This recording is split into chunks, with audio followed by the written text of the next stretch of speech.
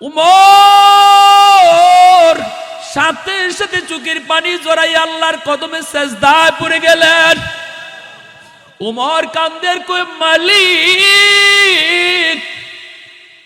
আমি তোমার আবু বকরের মতো হতে পারবো না, জিন্দেগি দিয়া দিল আমি আবু বকরের দ্বারে কাছে যাইতে পারবো না। হযরত ওমর কান্দের কই, মালিক তুমি আমার নবীর সাহাবী আবু বকর রে কোন মাটি দিয়া বানাইছো গো? খলিফাতুল মুসলিমিন হইয়া নিজের মুখে হালুয়া লইয়া কুষ্ঠ রোগীরে খাওয়ায়া যায়। হযরত ওমর নিজের পরিচয় দিয়া কই, বাবা তোমার সন্তান যে তোমার এতদিন খাওয়াইছে জাননি সে কে? কই, বাবা আমারে কোনোদিন পরিচয় দেয় নাই। আমি প্রতিদিন বলছি বাবা তুমি কেডা আমারে একটু কও, একদিনও নিজের পরিচয় দেয় না। হযরত ওমর কই, তিনি আর কেউ নন, তিনি ছিলেন মদিনার বাদশা যার নাম আবু বকর। আজ 2 দিন হয় তিনি দুনিয়ার জগৎ ছেড়ে চলে গেছে। কই তুমি কেডা? কই আমি ওমর। ভাইরা বন্ধুরা এমনি লোকটায় কয়, বাবা ওমর আবু বকর আমারে কোনোদিন নিজের পরিচয় দিল না। আমি কিন্তু মুসলমান না, আমি একজন ইহুদি, কিন্তু আমার মনে মনে তামান্না ছিল আমি আবু বকরের হাত ধরে কালেমা পড়ে মুসলমান হব। আজকে সেই সুযোগটা তো পাইলাম না। তুমি উমর হাতটা বাড়ায় দাও। ইসলামের আদর্শ যদি এত সুন্দর হয়, আমার নবীর আদর্শ না জানি কত সুন্দর, আমার নবীর সাহাবীর আদর্শ যদি এত সুন্দর হয়, না জানি মায়ার নবীর আদর্শ কত সুন্দর। আমাকে তাড়াতাড়ি হাতটা বাড়ায়া কালেমা পড়ায় মুসলমান বানায় দাও। ভাইয়ের আমার জন্য বলতেছিলাম, আদর্শ শিখায় গেছেন আমার নবী, নবীর সাহাবীরা। আজকে সেই নবীর আদর্শ তুমি গ্রহণ করো না। ডারউইনের মতবাদ তোমার বাচ্চারে পড়ায়, অথচ তোমার গায়ে লাগে না। আমার নবীর আদর্শ বাদ দিয়া ডারউইনের মতবাদ তোমার বাচ্চারে পড়ায়। মানুষ বানর থেকে হয়েছে, এই শিক্ষা আজকে তোমার সন্তানরা দেয়, অথচ তুমি বাবা হয়ে প্রতিবাদ করলা না। প্রতিবাদ সব আলেম ওলামারে দিয়া দিলা। জবাব দিবা কি কাল কিয়ামতের ময়দানে আমার নবীর সামনে? পরিচয় দিবা কেমন করে? আমি আজ মুসলিম, কি করে পরিচয় দিবা? কি করে পরিচয় দিবা? এই বাপ মারি সন্তান আল্লাহর আদালতে দাঁড় করাবে। এই বাপ মারি সন্তান আল্লাহর আদালতে দাঁড় করায় কইব, আল্লাহ আমার বাপরে ডাকো, মারে ডাকো, কি পড়াইছে আমারে, কি শিখাইছে? যা শিক্ষার কারণে আজ আমি ইসলাম থেকে দূরে সরে গেলাম। হযরত আবু ফারুক, ওমর ফারুক রাদিয়াল্লাহু তাআলা আনহু, তিনি ওই বাচ্চাগুলির খাওন দিয়া মহিলাকে তিনি আটার বস্তা বুঝায়া দিয়া হযরত ওমর তিনি দরজার বাহিরে চলে আসলেন। বাচ্চাগুলি মনের আনন্দে হাসতেছে, আনন্দ করতেছে, আর বাচ্চাগুলি কইতেছে, আম্মা মনে হয় মুসাফির, মুসাফির না, মনে হয় মুসাফির বেশি আল্লাহ ফেরেশতা পাঠাইছে। আল্লাহু আকবার। মুসাফির বেটে আল্লাহ মনে হয় ফেরেশতা পাঠাইছে। মাও খুশি, বাচ্চাগুলোও খুশি। ওই অবস্থায় সবাই আনন্দে বাচ্চাগুলি খানা খায়। হযরত ওমর দরজার পাশে দাঁড়াইয়া কান লাগায় লাগায় তিনি শুনতেছেন। আসলাম ওনার খাদেম কয়, হযরত ওগো আমিরুল মুমিনিন, ওই যে দেখা যায় কিছুক্ষণ পরে ফজরের আজান হয়ে যাবে, আজানের টাইম হয়ে গেছে। ফজরের আজান হলে পরে মসজিদে নববীর ইমামতি আপনাকে করতে হবে। আপনি যেমন অর্ধ পৃথিবীর বাদশা, তেমন আপনি মদিনার মসজিদের ইমাম। আর মসজিদে ফজরের নামাজ আপনাকে পড়াইতে হবে। অতএব চলেন, দেরি হয়ে যাইতেছে।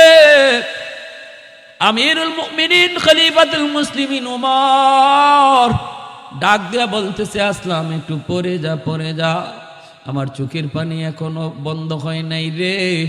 এই বাচ্চাগুলির একটু হাসি আনন্দ শুনলে আমার চোখের পানিটা বন্ধ হবে। বাচ্চাগুলি খানা খায়া যখন একটু আনন্দ করে হাসি ঠাট্টা করে, হযরত ওমর মাটিতে সেজদা দিয়ে আল্লাহর শুকরিয়া আদায় করে। এরপরে তিনি বলতেছে, আসলাম চল এইবার চল চাই মদিনার দিকে। মদিনার দিকে তিনি চলে আসলেন। মসজিদে নববীতে আজান হলো। আমিরুল মুমিনিন খলিফাতুল মুসলিমিন হযরত ওমর তিনি হলেন মদিনার মসজিদের ইমাম। ইমামতির মুসল্লায় তিনি দাঁড়ায় গেলেন। বাইরা বন্ধুরা নামাজ শেষ করলেন। মিম্বরে বসে ওমর ডাক দিয়া কয়, ও মদিনার মুসল্লিরা রে, যে যেখানে আসো বসা থাকো, কেউ তোমরা উঠবা না। আজকে তোমাদের সামনে একটা বিচার হবে, বিচার জঘন্যতম একজন অপরাধীর বিচার হবে, তোমাদের সামনে হবে, কেউ তোমরা যাইবা না। সাহাবায়ে কেরাম মনে মনে ভাবতেছেন, আজ রাত উমর কোথায় জানি কোন অপরাধ দেখে আসছে, জঘন্যতম অপরাধীর বিচার আজকে উমরের আদালতে হবে, না জানি কোথায় সে রাতের বেলা কি দেখছে। হযরত ওমর মিম্বরে বসেই তিনি বলতেছেন, কোতোয়ালি থানার ওসি ডাক দিলেন। ডাক দেয়া বলতেছেন, দ্রুত যাও, মদিনার পাশে একটা বস্তি, এই বস্তিতে ঢুইকা দেখবা রাস্তার কিনারা একটা ভাঙ্গাচোরা ঘর, ওই ঘরের মধ্যে যায় দেখবা 3টা বাচ্চা, একজন মহিলা। ওই মহিলাকে যায় বলবা, উমরের আদালতে তোমার বিরুদ্ধে মামলা, তোমাকে উমরের আদালতে যাইতে হবে। যদি সে আসতে না চায় বলবা জোর করে আনার নির্দেশ আমি উমরের। ভাইয়েরা বন্ধুরা, মদিনার মানুষ সাহাবায়ে কেরাম সবাই অবাক হয়ে গেলেন। পশমগুলি সবার দাঁড়ায় গেল। না জানি কেমন বড় অপরাধ ওই মহিলায় করছে, উমরের আদালতে জানি কি বিচার হয়। সবাই যার যার জায়গায় বসা আছে। পুলিশ দ্রুত গেল এই জায়গায়, যে মহিলাকে খবর দেয়, উমরের আদালতে তোমার বিরুদ্ধে বিচার, যেতে হবে, তোমাকে না গেলে জোর করে নেওয়া হবে। মহিলার আত্মা কেঁপে উঠল। ওমর নাম শোনা মাত্র বাচ্চাগুলি পর্যন্ত কেঁপে উঠল, কারণ ওমর ফারুক রাদিয়াল্লাহু তাআলা আনহুর নাম শুনলে ভয় পায় না এমন কোন মানুষ ছিল না। বাচ্চাগুলি পর্যন্ত ওমর নাম শুনলে ঘুমায় যাইত, আর দুষ্টামি করতো না। ওই বাচ্চাগুলি মাকে জড়ায় ধরে কান্দে আর কই, মা গো, উমরের আদালতে তোমার বিরুদ্ধে কি বিচার? মায়ও কয়, বাবারে কিছুই তো বুঝি না, কিছুই তো জানলাম না। মহিলায় কয়, আমি তো জানি না কোনো অন্যায় করছি কোনো কারণে, কোন কারণে আমার বিরুদ্ধে মামলা। পুলিশেরা কয়, আমরা এত কিছু বুঝি না, এত কিছু জানিও না, বরং খলিফার নিজের ওয়ার্ডার তোমাকে নিয়ে যাওয়ার জন্য। মহিলা ভয়ে কাঁপে। যেই বাচ্চা 2টা হাঁটতে পারে, এই বাচ্চাগুলিও মাকে জড়ায় কয়, মা গো, ও মা, তুমি যে রাতের অন্ধকারে মুসাফিরের সামনে বলছিলা উমরের গলায় গামছা লাগাইবা, আল্লাহর আদালতে মনে হয় ওই মুসাফির যায়া উমরকে সব বইলা দিছে গো মা, মনে হয় মুসাফির গিয়া উমরকে বইলা দিছে। মুসাফির আমাদেরকে খানা খাওয়াইছে ভালো কথা, কিন্তু এই কথা শুনাইয়া কত বড় বিপদে ফালাইছে। মহিলায় কয়, ঠিক আছে, আমাকে টানাটানি করা লাগবে না, জোর জবরদস্তি করতে হবে না, আমি নিজের ইচ্ছায় যাব। এই বইলা মহিলা রওনা দিয়া দিল। 2টা বাচ্চা মার 2 দিকে ধরা, দুধের বাচ্চাটা মায়ের কোলে। এই অবস্থায় মহিলা মদিনার দিকে রওনা দেয়। কলিজাটা কাঁপতেছে। মহিলা আল্লাহর কাছে কান্দে আর কই, মালিক, জীবনে কোনোদিন অপরাধ করি নাই, কোনো অন্যায় করি নাই, আজকে ওমরের আদালতে আমার বিরুদ্ধে মামলা। ও মালিক, আমার স্বামীর শাহাদত যদি তোমার দরবারে কবুল হয়ে থাকে, আমার স্বামীর খাতিরে আমার ইজ্জত তুমি রক্ষা কইরো। আমার স্বামীর 3টা ইতিম বাচ্চার মুখের দিকে তাকাইয়া আল্লাহ তুমি আমার ইজ্জতটা আজকে রক্ষা কইরো। আমার 3টা অবুঝ বাচ্চা যদি মাকে হারায়, এরা কারে নিয়ে বাঁচবে? কার গলা ধইরা আমার বাচ্চাগুলি ঘুমাবে? এই বইলা বইলা মহিলা সেই মদিনার দিকে রওনা দেয়া দেয়। ভাইরা বন্ধুরা, আসতেছে আসতেছে এই দিকে হযরত ওমর মিম্বরে বসে অপেক্ষায়। মদিনার মসজিদে যেই মাত্র ঢুকবে, ওমর দেখে ফেলছেন দরজার পাশে, হাত দিয়ে ইশারা দিয়া বলেন, মাঝখান দিয়া রাস্তা করে দাও, তোমরা মাঝখান দিয়া রাস্তা করে দাও। মহিলা গেইটের ভিতরে ঢুইকেই ঝাপসা ঝাপসা তাকায় দেখে মিম্বরে যেই মানুষটাকে বসা দেখা যায়, ইনি তো অবশ্যই ওমর, ইনি তো অবশ্যই আমিরুল মুমিনিন, কিন্তু চেহারাটা গত রাতের মুসাফিরের মতো। ভয়ে অন্তরা আত্মা কাইপা উঠল। মহিলা আরো ভয় পেয়ে গেল। হায়, আমি গত রাত যারে মুসাফির মনে কইরা ওমরকে গালি দিয়েছিলাম, ওমরের ব্যাপারে মামলার কথা বলেছিলাম, ইনি তো মুসাফির না, ইনি তো ওমর। তাহলে ওমরকেই বুঝি আমি এত শক্ত কথা বলছি। না জানি গো মালিক, আজকে আমার গর্দান যায় বুঝি, আজ বুঝি আমার কি শাস্তি হয়, কি শাস্তি হয়। ওমর এত গরম, এত গরম। মহিলা ভয়ে ভয়ে মসজিদের দিকে ঢুকতেছে। বাইরা বন্ধুরা, বোরকা পরা আল্লাহর বান্দি, দুইটা বাচ্চা, দুধের বাচ্চাটা কুলে মদিনার মিম্বরের পাশে আইসা যেই মাত্র মহিলা দাঁড়াইল, দাঁড়ায় বলতেছে, আমিরুল মুমিনিন, আমি অন্যায় কিছু বলি না, আমি যা বলছি ঠিক বলেছি। এতে যদি আমার ফাঁসি হয়, ওমরের আদালতে ফাঁসি হবে, আমি মানতে রাজি। এই বলতেই হযরত ওমর তিনি মিম্বর থেকে দাঁড়ায়া গলার মধ্যে গামছাটা লাগাইয়া, গামছা দিয়ে নিজের গলাটারে বান্ধা, এই গামছার আরেকটা মাথা ওই মহিলার হাত ধরায় দিয়া কাঁদতেছেন ওমর, আর বলতেছেন, মা তুমি ওমরের গলায় গামছা লাগাইয়া দুনিয়ার জমিনের এই পাশ ওই পাশ তুমি ঘোরাও, আমার বাধা নাই, তবু আল্লাহর আদালতে গামছা লাগাইও না। কেন ওমর তোমার খবর নিল না? কেন তোমার পরিবারের খবর নিল না? এই অপরাধে ওমরের যা খুশি তোমার মন চায় দুনিয়াতে করো, আমি ওমর বাধা দেব না। আমি নিজেই গলায় গামছা লাগাই দিলাম, তবু আমার মালিকের আদালতে আমারে তুমি ধরা খাও না। কারণ আমি ওমর এমনি আমার মালিকরে বুঝ দিতে পারবো না। কেন আমার কাঁধে এত বড় দায়িত্ব আল্লাহ আমারে দিল? আমি এই দায়িত্বের উপযুক্ত না, আমি এই দায়িত্বের উপযুক্ত না। মদিনার মানুষ, আমার দায়িত্ব তোমরা বুঝো, আমাকে মুক্ত করো, আমাকে মুক্ত করো। দুনিয়ার মাত্র 60-70 বছরের হায়াতের জীবনের এই দায়িত্ব, এই বুঝা মাথায় লইয়া আমি এত বড় আল্লাহর আদালতে হাজিরা দিতে চাই না। আমারে বাঁচাও, আমারে বাঁচাও। আর আমার ইন্তেকালের পর আমার পরিবারের কাউরে তোমরা এই দায়িত্ব দিও না, এই দায়িত্ব দিও না। ভাইরা বন্ধুরা, মহিলা সাথে সাথে মাটিতে পইরা আল্লাহর কদমে সেজদা দেয়া কয়, মালিক এইবার বুঝে আসছে কেন তোমার হাবিব বলেছিলেন আমি নবীর পরে যদি কেউ নবী হতো সে উমর। আরে কুজুরে কোন সুবহানাল্লাহ। এজন্য আমার ভাইরা, দায়িত্ব এত বড় জিনিস, এই দায়িত্বের ভিতরে অবহেলা করবেন না। বাপমার বহুত বড় দায়িত্ব সন্তানের ব্যাপারে।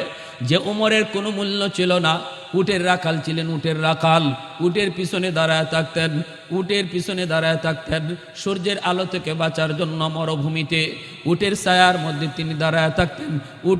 উটে এরকমভাবে গোবর প্রস্রাব করলে মাথার মধ্যে পড়ত। সেই উমরের কোনো মূল্য ছিল না।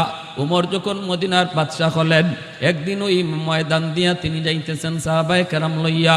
ওই ময়দানের দিকে তাকায়া উমর চোখের পানি ধরায় কান্দে। সাহাবীরা কয়, উমর কেন কান্দ? উমর বলতেছে, আমি একদিন এই মাঠে উটের রাখাল ছিলাম, আমার নবীর সংস্পর্শে আসার দ্বারা আজ আল্লাহ আমাকে মদিনার বাদশাহ বানায়া দিছে।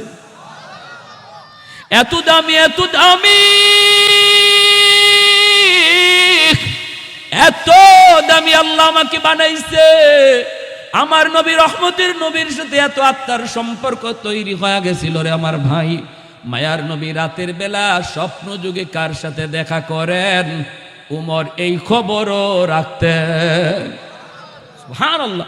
আল্লাহর নবী আজ রাত কারে কারে স্বপ্নে দেখা দিয়েছেন এই খবর উমর জানতেন। কি বুঝলেন? হযরত আলী রাদিয়াল্লাহু তাআলা আনহু তিনি একদিন মসজিদে ঘুমাইছেন, স্বপ্ন যুগে দেখতেছেন আল্লাহর নবীর পাশে বসা, নবীজিকে নিয়ে সাহাবায়ে কেরাম আরো অনেকেই বসা, হযরত আলীও বসা। হযরত আলীর সাথে নবীর সম্পর্ক কি? জামাই শ্বশুর, জানেন না এটা? তো পাশে বসা নবীজির কাছে এক মহিলা খেজুর নিয়ে আইছে, বাগানের প্রথম খেজুর। আইসা বলতেছে, নবী গো, আমার বাগানের প্রথম খেজুর, আমার মন চায় এই খেজুরগুলি আপনি আপনার সাহাবায়ে কেরামের মাঝে বন্টন করে দেন। আল্লাহর নবী সাহাবায়ে কেরাম সবাইকে দিতেছেন 4টা-5টা করে। হযরত আলীর কাছে আইসাই নবী দিয়েছেন একটা। হযরত আলী কোনো কথা বলেন নাই, মনে মনে ভাবতেছেন, আইরে নবী আমারে একটা দিলেন কেন? আমার যদি 4-5টা দিতেন তাহলে আমার হাসান হুসেনকে দিতে পারতাম, ফাতেমারও দিতে পারতাম। নবী আমারে দিলেন একটা, হইলনি তো কিছু তো আর কওয়া যায় না, কারণ শ্বশুর আবার রহমতের নবী, কোনো কথা কইলেন না, চুপচাপ। এই খেজুরটা নিয়া তিনি মুখে দিয়ে দিয়েছেন, একটাই যখন এটা আর হাসান হুসেনকে দিবেন কি, নিজেই খাই লিছেন, মুখে দিয়ে দিয়েছেন। ফজরে আজান হয়ে গেছে, হযরত আলীর ঘুম ভাঙছে। হযরত আলী বলেন, আজানের লগে লগে আমার যেই মাত্র ঘুম ভাঙছে, তখন আমি দেখি আমার মুখে এই খেজুর এখনো আছে। স্বপ্নে খাওয়া খেজুর ঘুম থেকে জাগিয়ে দেখি আমার মুখে আছে। এই আজানের পরে আমি মসজিদে নববীতে গেলাম, ফজরের নামাজ পড়লাম। নামাজ পড়েন হযরত ওমর, তিনি খলিফাতুল মুসলিমিন, তিনি ইমাম। যিনি বাদশাহ তিনি ইমাম, যিনি বাদশাহ তিনি ইমাম। নামাজ পড়াইলেন মদিনার মসজিদে মিম্বরে, আমাদেরকে নিয়ে এইভাবে গুল হয়ে বসলেন। ফজরের পরে হঠাৎ করে দেখি ওই স্বপ্নে দেখা এক বুড়া মহিলার মতোই এক মহিলা লাঠিতে ভর দিয়া খেজুর লইয়া হযরত ওমরের সামনে আইছে। আমার স্বপ্নের কথা মনে পড়ে গেছে, আমি আজ রাত তো স্বপ্নে আমি এটাই দেখলাম। তুই মহিলা, ঘটনা কি? তো আইসাই বলতেছে, খলিফাতুল মুসলিমিন, আমার বাগানের প্রথম ফসল, মন চায় নবীর সাহাবীদেরকে নিয়ে আপনি প্রথম ফসলটা খাবেন। তো হযরত ওমর থলিটা হাতে নিছেন, নিয়ে সবাইরে 4টা 5টা করে দিতেছেন। আমি আলীর দ্বারও আইয়েই একটা দিছেন। কথা বুঝেন না আপনারা? আমার সিলেটি মানুষ তো, সিলেটি ভাষা বুঝতে অসুবিধা হয় না তো? আমার লিটন ভাই খুব মহব্বতের মানুষ, আপনাদের কৃতি সন্তান, কয়েকবার আমার বাসায় পর্যন্ত গেছেন মাহফিলের জন্য। বলছি আমি, ভাই আমি সিলেটি মানুষ, অসুবিধা নাই। তো এইরকমভাবে যখন খেজুরটা, একটা খেজুর দিছেন হযরত আলী, এই একটা খেজুর লইয়া মুখে আর দিছেন না। মনে মনে ভাবতেছেন, আচ্ছা রসুলরে তো জিগাই নাই ডরে, উমররে জিগাইতে তো অসুবিধা নাই। জিগাইতেছেন, ভাই এটা কি কারবার? সবাইরে দিলেন 4টা 5টা, আমারে দিলেন একটা, ঘটনা কি? হযরত ওমর মুস্কি হাসি দিয়া বলেন, আলী রে, গত রাত যদি নবী তোমাকে স্বপ্নে 4টা দিতেন, আমি ওমরও 4টা দিতাম। সুবহানাল্লাহ, কি বুঝলেন? হযরত আলী চোখ দিয়ে দর করে পারে জন্য আর বলতেছেন, ওমর আমার নবীর সাথে এত আত্মার সম্পর্ক বুঝি তোমার তৈরি হয়েছে। আজ রাত আমার নবীর সাথে আমার খেজুর খাওয়ার সৌভাগ্য হয়েছে, এই স্বপ্নের খবরও বুঝি তুমি উমর জানো। সুবহানাল্লাহ।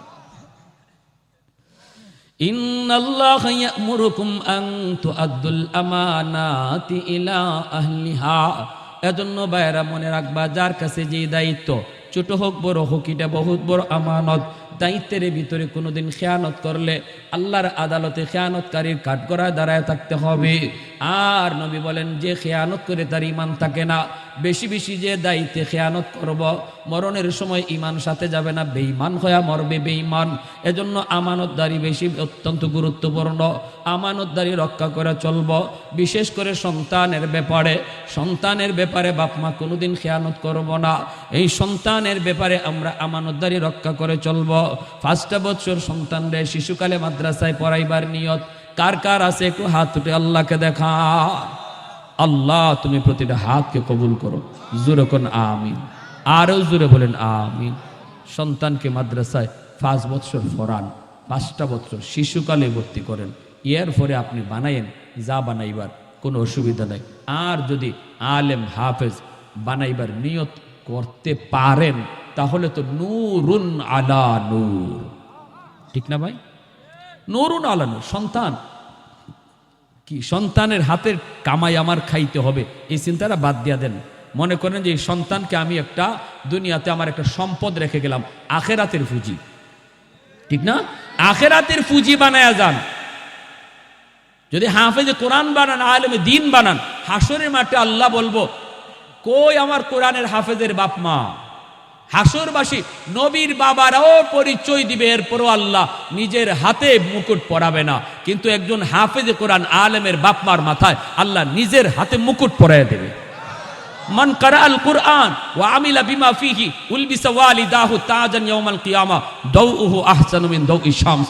ধন্য ওই বাবা, ধন্য ওই মা যেই বাপ মার সন্তান হাফেজ কোরআন হয়েছে, আলেমে দ্বীন হয়েছে, হাসরবাসী দেখবে আল্লাহ কারে যেন খুঁজতেছে, কারে যেন খুঁজতেছে। যখনই আল্লাহ হাফেজ কোরআনের মা আর বাবারে পাবে, তখনই আল্লাহ নিজের হাতে মুকুটটা পরাইয়া দেবে। হাসরবাসী অবাক হবে। দুনিয়াতে আপনাকে মানুষ নাম ধরে ডাক দেয় নেই, যেহেতু হাফেজ কোরআনের বাবা ডাক দিছে ও হাফেজ সাহেবের আব্বা, ও মুফতি সাহেবের মা। হাসরের মাঠে আল্লাহ হাফেজ কোরআনের আলেমে দ্বীনের বাপ মারের নাম ধরে ডাক দিবে না, ও আব্দুর রহিম আব্দুল করিমকে ডাক দিবে না। আল্লাহ বলবে দুনিয়াতে মানুষ তোমার হাফেজ সাহেবের আব্বা কইছে, আমি আল্লাহ হাসরের মাঠে তোমার হাফেজ সাহেবের আব্বা কইয়াই ডাক দিব। হাফেজ কোরআনের আব্বা কই আল্লাহ ডাক দিব, নাম ধরে আল্লাহ ডাক দিবে না। এতটা ইজ্জত, এতটা সম্মান দিবে একজন আলেমের বাপ মাকে।